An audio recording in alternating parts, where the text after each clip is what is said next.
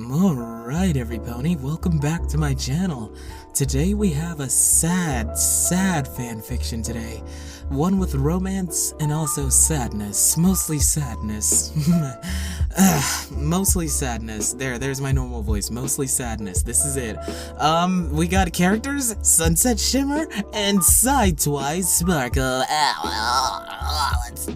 Let's do this. This one's really sad, by the way, so, if I do this right, handle with care. Written by Silver Wings Productions. Chapter 1, Love and Support. I drew my knees up to my chest as I sat on the floor of the bedroom Sunset and I shared, trying to control my extreme hyperventilation. I didn't know what triggered my attack this time. Something had gone terribly wrong. I sat in the corner of the dark bedroom, staring blankly ahead. Tears were streaming down my face as I tried to control my breathing. I could hear her voice, the twisted demonic voice of my own demise calling out to me from the dark. And what made it worse was that the voice that actually called me was the one I needed the most. Twilight? Sunset's drowsy voice called out to me from the bed. Twilight, are you okay? I didn't answer. You were right. I didn't understand magic before, but now I do. Twilight? I was frozen in fear, seeing an apparition of what I saw while I was Midnight Sparkle spread out in front of me. You need to get help, Twilight. This is a serious thing. No! It'd be too hard to explain. You think they'd believe me? They'd probably think I was on drugs or delusional or something. A ghostly hand landed on my shoulder, causing me to cry out in terror, moving at a rapid pace to the foot of the bed to escape the evil grasp of my despicable alter ego. And suddenly, I saw Sunset Shimmer looking at me, a shocked expression on her face. Her hand was still raised from where she had touched my shoulder. Twilight? She asked slowly, her eyes flickering with surprise and concern. What's the matter? I buried my face in my hands as warm tears incessantly flowed down my cheeks. I'm so sorry, I choked out between sobs. She sat near me at the foot of the bed, watching me, pondering whether or not to move closer. Her presence was helping, but I didn't want to be touched yet. Did you have a nightmare, sweetie? She asked. What's wrong? I was shuddering as I shook my head, drawing my knees closer to my chest. It wasn't, I whispered shakily. Another bout of hyperventilation had set in, and now I was fighting to control my breathing as adrenaline flowed through my veins. It was that day, I'm still not over it. It still haunts me. She moved in closer, reaching out and brushing my arm. I flinched without intending to, and once more, she drew back her hand. I'm sorry, I whispered, forcing back a frightened sob. It's not your fault, Sunset. She pulled me up onto the bed, dragging me back to the plush pillows at the top. She had me lean on the headboard, sitting next to me and stroking me with a hand, while another bout of trembling took place. Twilight, can we talk about this? I want to help you, but you need to tell me what's going on. I sighed heavily. Nobody else knew about this, save for Cadence. Whenever I would have flashbacks, I would either try to ride them out on my lonesome, or give her a call. Perhaps it wouldn't be too bad to tell her. I could trust Sunset, right? I couldn't keep it bottled up inside. Maybe it was finally time to confess. But one question remained. Could I get through the story without feeling as hurt as it made me feel? This all started before the friendship games, I whispered shakily. I felt like I was an outcast. I wasn't exactly well liked by anyone at Crystal Prep. I was pushed around, abused, hurt, bullied. Another chill ran through me. I couldn't take it. I didn't want to talk to anyone. You know my social skills are poor. This made it worse tenfold. So I worked my hardest to keep it down, to be a good student.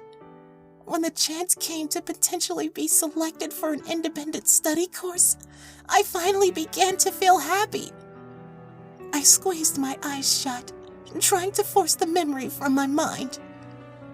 I put my nose to the grind, began to investigate paranormal phenomena to show my teachers that I was ready for that. That is what led me to Canterlot High.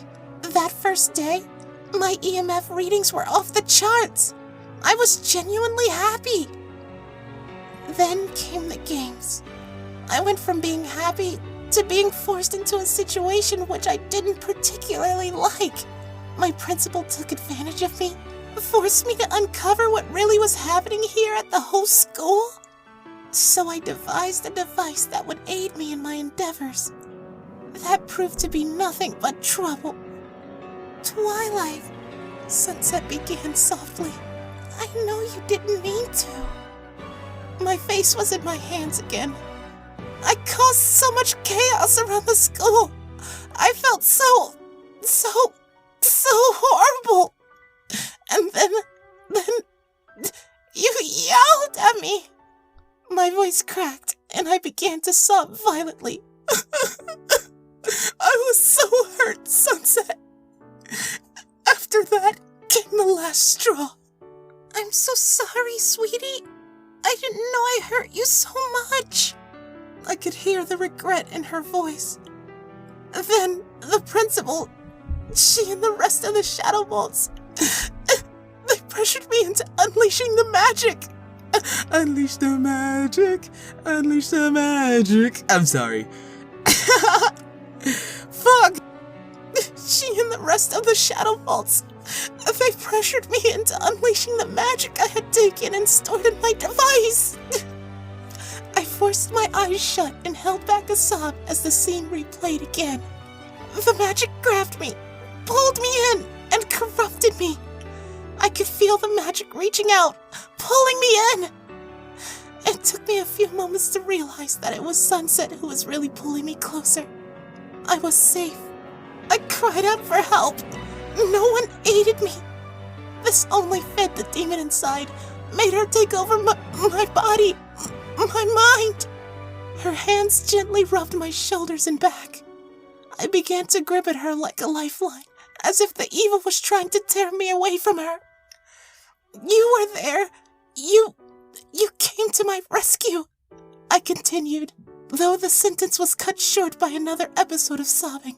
Shh, it's okay, Sunset whispered as she held me close.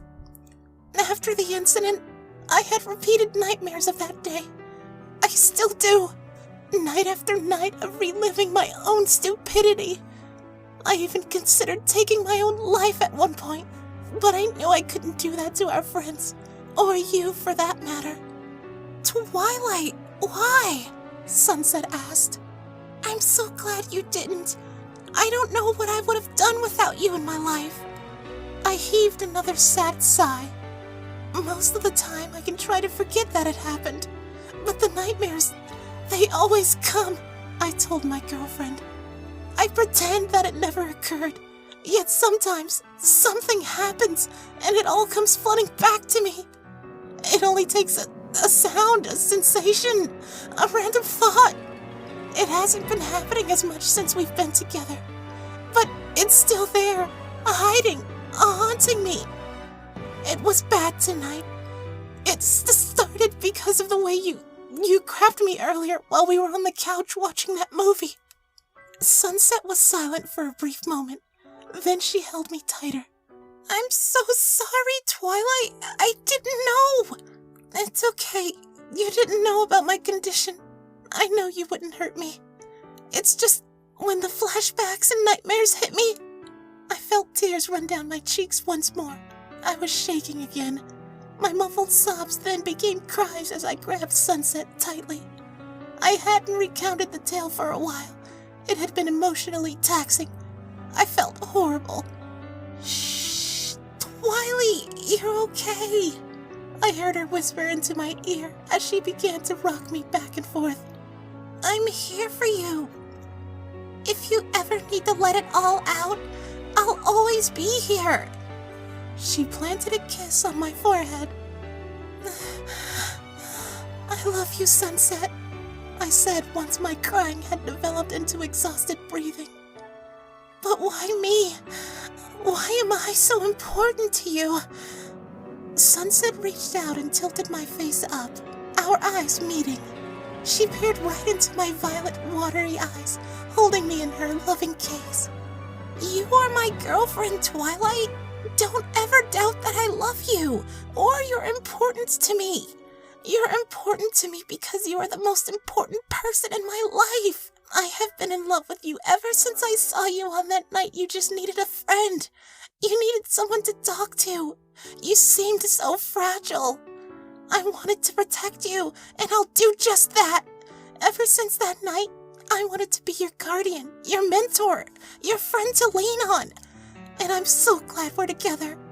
Nothing could make me happier than just being able to be with you. I love you, I whispered as I hid my face in her shoulder. She kissed the crown of my head before leaning back with me, still holding her, pulling the covers up over us both. I love you too, Twilight. When she kissed me once more, a shy smile crept its way onto my face. She loved me, and I loved her. Now my only tears were those of exhaustion and relief. The next morning, Sunset and I decided to go ahead with our plans to meet with our friends at our usual coffee shop hangout. The idle chatter was nice, though I still was worn out from the events of last night's attack. While they talked of various going-ons in their lives since our last slumber party, I managed to win a drawn-out inner debate with myself, finally mustering up enough courage to admit to my friends exactly why I am so emotionally unstable.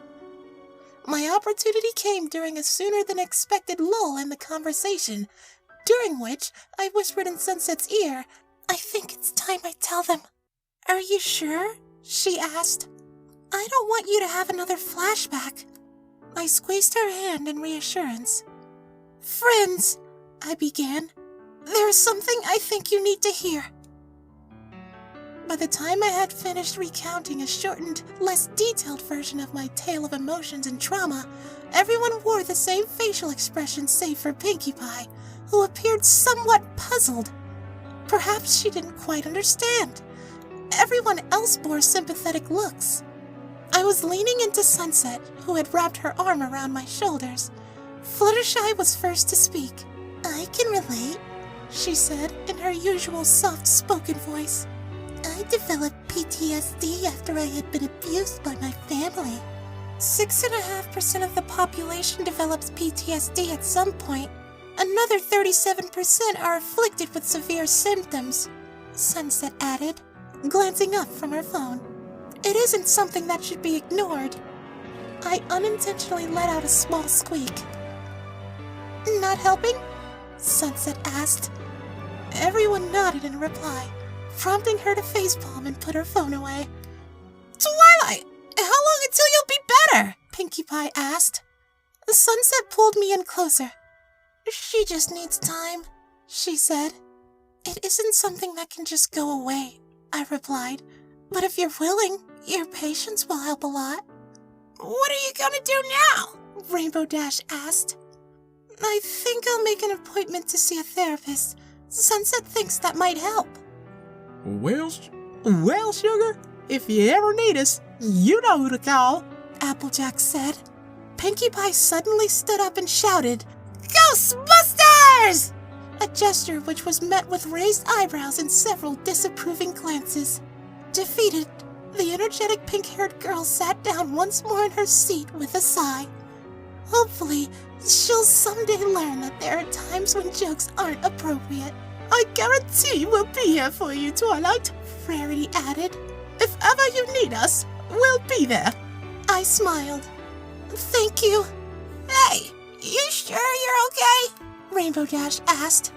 I am for now, I replied, placing my hand in Sunset's.